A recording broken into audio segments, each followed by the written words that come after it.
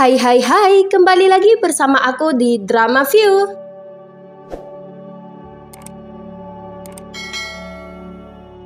Film ini menceritakan tentang misi sekelompok penyihir yang ingin mengubah seluruh anak-anak di dunia menjadi seekor tikus.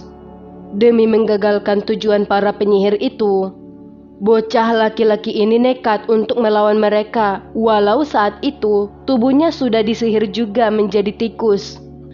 Apakah bocah ini akan berhasil melawan para penyihir itu atau malah sebaliknya? Tanpa berlama-lama lagi, langsung aja yuk kita ke alur ceritanya.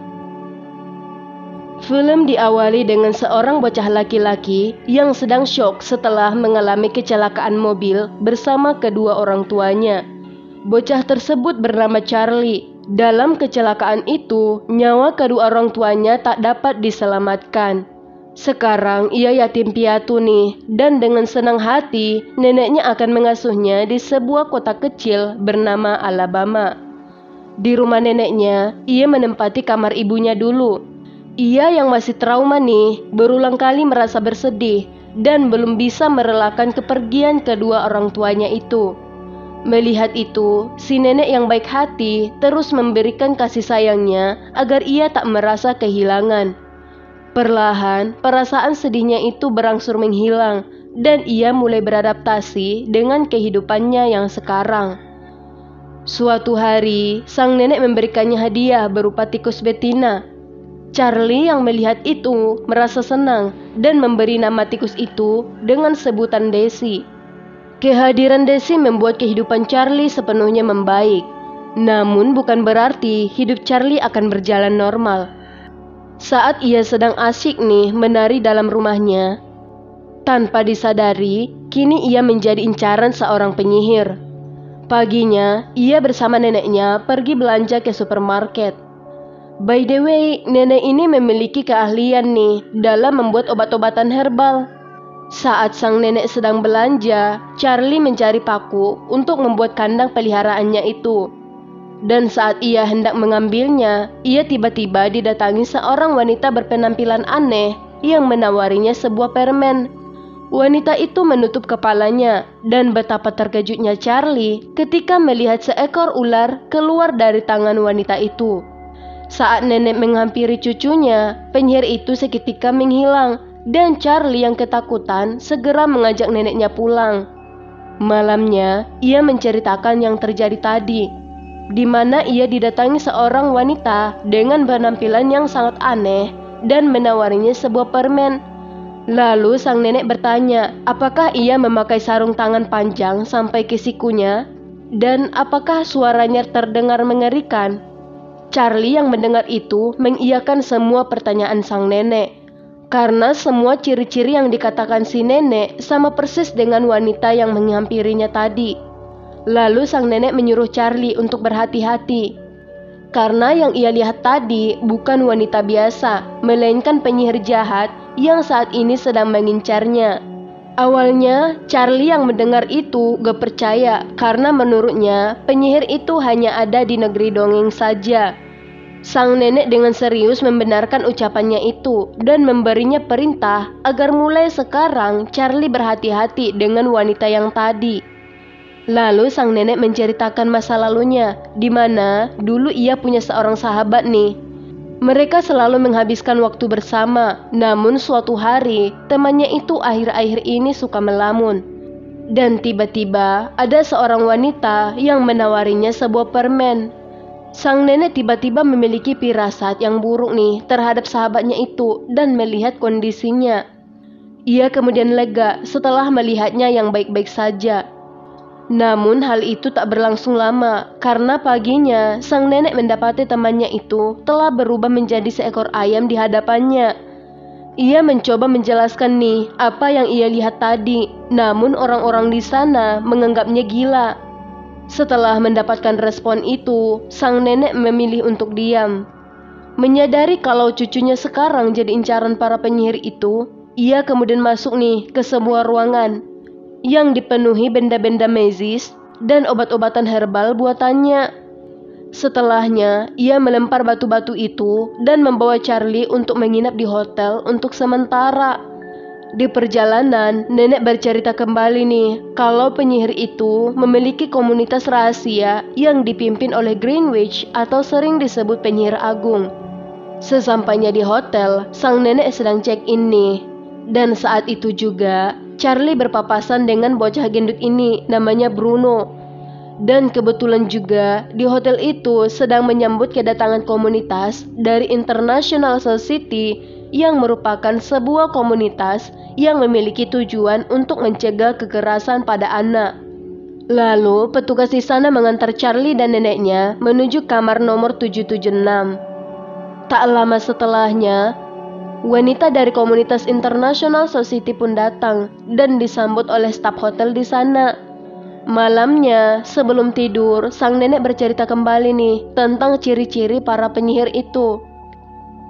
Mereka memiliki bekas luka di mulutnya, selalu memakai sarung tangan karena mereka hanya memiliki 3 jari dan kakinya tak memiliki jari, dan beberapa ciri lainnya. Di sisi lain, seorang wanita dari komunitas International Society sedang melaporkan sesuatu pada wanita ini. Ternyata komunitas tersebut adalah komunitasnya para penyihir yang saat ini sedang menyamar menjadi manusia. Dan wanita ini adalah pemimpin mereka, si penyihir agung. Setelah mendapatkan berita itu, tiba-tiba si penyihir agung ini tersenyum mengerikan, seolah-olah rencana mereka akan dimulai. Keesokan harinya, Charlie memesan sarapan nih untuk si nenek. Setelahnya, si nenek menyuruhnya untuk main-main di sekitar situ. Charlie kemudian pergi berkeliling nih bersama Desi, tikus peliharanya itu. Di depannya ada sebuah ruangan. Ia yang penasaran ingin membuka pintu aula itu. Namun tiba-tiba Bruno datang dan mengejutkannya. Kemudian Charlie berkata kalau ia sedang mencari tempat untuk bermain bersama tikusnya. Lalu Bruno mengatakan kalau nanti ia akan masuk ke ruangan ini karena salah satu dari komunitas society itu hendak memberikannya 6 batang coklat. Kemudian Bruno dijemput oleh ibunya. Sedangkan Charlie, ia nekat masuk ke aula itu dan bermain bersama Desi. Saat Charlie sedang mengikat tali, dia dikejutkan dengan tutup ventilasi yang tiba-tiba terlepas. Tak lama kemudian, kelompok penyihir itu masuk. Ia terkejut dan segera bersembunyi. Lalu ia ngeliat nih atribut mereka lepas satu persatu. Mulai dari sarung tangan, sepatu, hingga rambut palsunya. Dan kelihatan nih jari tangan dan kaki penyihir itu yang membuat ia sadar kalau yang ia lihat sekarang sesuai dengan ciri-ciri penyihir seperti yang dikatakan si nenek.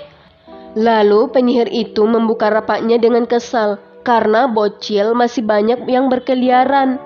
Ia kemudian membicarakan tentang rencana yang akan mereka lakukan untuk melenyapkan anak-anak dengan cepat di muka bumi ini.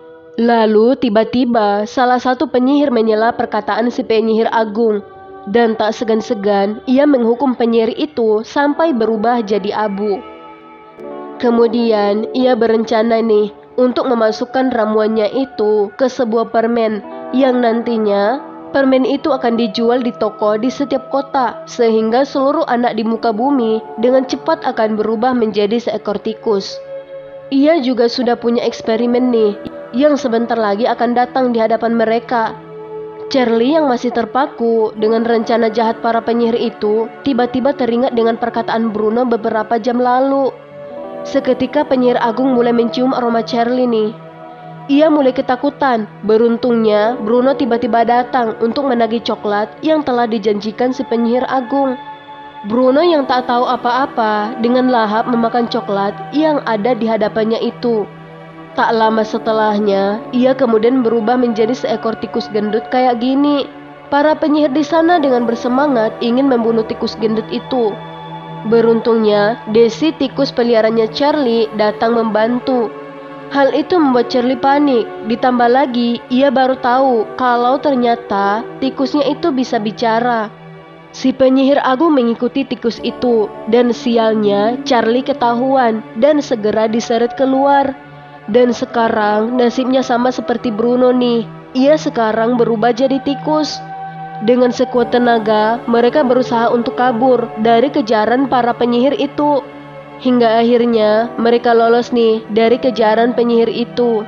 Singkatnya, mereka mulai menyelinap untuk masuk ke kamar si nenek. Mereka melewati dapur ini, dan saat sampai di depan pintu si nenek, Mereka segera memencet bel. Petugas kebersihan di sana menyadari keberadaan mereka dan berusaha mengejarnya. untungnya aksi kejar-kejaran itu membuat mereka berhasil masuk nih ke kamar si nenek. Awalnya si nenek ketakutan. Tak lama setelahnya, ia menyadari salah satu dari ketiga tikus tersebut adalah cucunya.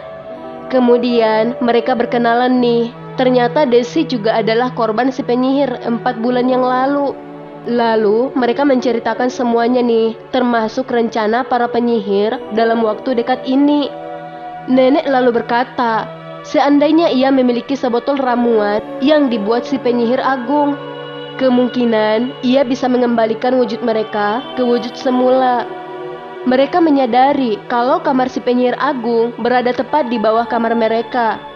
Charlie kemudian nekat turun nih, menggunakan rajut si nenek untuk mengambil ramuan itu. Untungnya berhasil guys. Namun tiba-tiba si penyihir menangkap rajut milik si nenek dan berkata kalau ia familiar dengan wajah si nenek. Si nenek berusaha menyembunyikan rasa takutnya itu dan berpura-pura tak mengenalinya. Tiba-tiba petugas hotel datang membawa kandang kucing milik si penyihir. Di sisi lain, si nenek sedang berusaha nih membuat ramuan untuk mengembalikan mereka ke wujud semula. Namun sayang, usahanya itu tak membuahkan hasil. Mereka sedih dan dengan berat hati menerima keadaannya yang sekarang. Kemudian mereka memiliki ide nih buat nyampurin ramuan itu ke makanan mereka.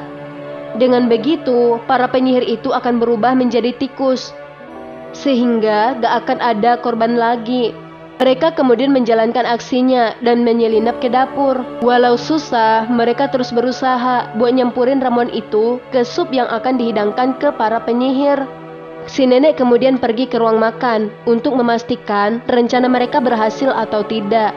Sebelumnya, si nenek menemui orang tua Bruno dan memberitahu kalau anak mereka sudah berubah jadi tikus. Orang tuanya yang melihat itu seketika marah dan menyebut si nenek gila. Saat si penyihir agung akan mencicipi supnya, ia ngeliat si nenek dan menaruh rasa curiga. Ia kemudian mendekat. Si nenek hanya acuh tak acuh dan berpura-pura tak mengenali si penyihir. Sementara itu, ketiga tikus itu berusaha mengambil kunci dari si penyihir. Hingga akhirnya mereka berhasil nih mengambil kunci itu. Tiba-tiba suasana di sana semakin kacau. Satu persatu penyihir itu telah berubah menjadi tikus. Penyihir agung yang belum sempat memakan sup itu selamat dan ia marah dan menyerang si nenek. Si nenek berusaha tegar nih dan menyembunyikan rasa takutnya. Bruno dan Desi membantu si nenek untuk mengalahkan si penyihir dengan menggunakan perangkap tikus yang ada di bawah. Si penyihir kemudian terjepit dan berteriak kesakitan. Kesempatan itu dimanfaatkan oleh Charlie. Dengan berani, ia melompat dan melemparkan ramuan itu dan masuk ke dalam mulut si penyihir agung. Tak butuh waktu lama nih guys, akhirnya si penyihir agung itu kini telah berubah menjadi tikus yang mengerikan. Ia yang tak terima dengan keadaannya yang sekarang mengejar mereka. Untungnya si nenek dengan cepat menangkap si penyihir agung. Lalu si nenek membuka lemari si penyihir agung nih dan menemukan banyak uang dan sebuah buku data penyihir di seluruh dunia.